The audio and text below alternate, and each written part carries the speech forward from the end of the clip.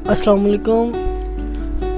चेहरे के जो गैर ज़रूरी बाल होते हैं उन्हें साफ़ करने के लिए औरतें मुख्तलिफ़ तरीके अपनाती हैं, जैसे कि ब्लीचिंग, वैक्सिंग, थ्रेडिंग। इसके अलावा और भी काफ़ी सारे वो तरीके करती हैं इस्तेमाल। मैंने कुछ तरीके आप लोगों से शेयर किए हैं जो घर में मौजूद जो चीज़ें हैं उनके इस्तेमाल से आप हमेशा के लिए इन बालों से छुटकारा हासिल कर सकते हैं।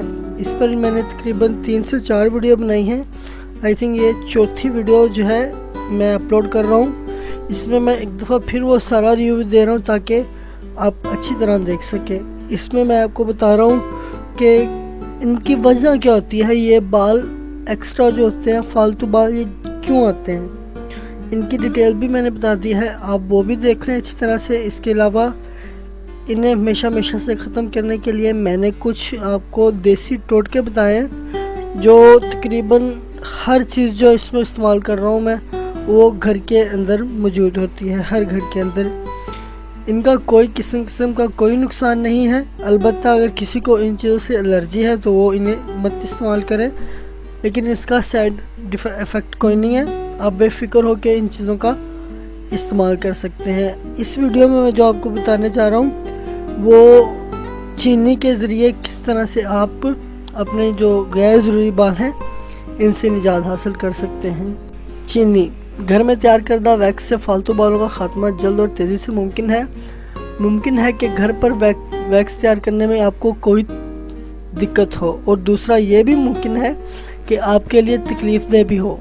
चीनी से बनाई जाने वाली वैक्स का इस्तेमाल आपके लिए थोड़ा सा दुश्वार हो सकता है, लेकिन इसका सबसे बड़ा फ़ायदा यह होगा कि आपकी स्किन इंतहाई खूबसूरत और हमवार हो जाएगी। पिघली हुई चीनी में शामिल शहद और नींबू चेहरे पर ब्लीच का काम कर देगा और स्किन को हमवार करेगा। शहद का बाकायदा इस्तेमाल स्किन के लिए हर तरह से फ़ायदेमंद है। घरेलू वैक्स तैयार करने के लिए 1 खाने का चम्मच चीनी में 1 चाय का चम्मच शहद और चंद कतरे नींबू के रस के मिलाएं।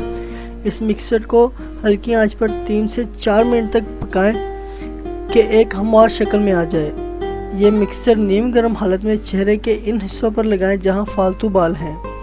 सख्त काटन या जीन्स के कपड़े की पट्टियां बना लें और इस अमेज़े को लगाने के फ़ौरन बाद एक पट्टी से इस पर रखें और बालों के मुखालिफ रुख एकदम से खींच लें। बाल साफ़ हो जाएंगे। वैक्सिंग का ये अमल तकलीफ़देह तो है, लेकिन इसके फ़ायदे देर पा हैं।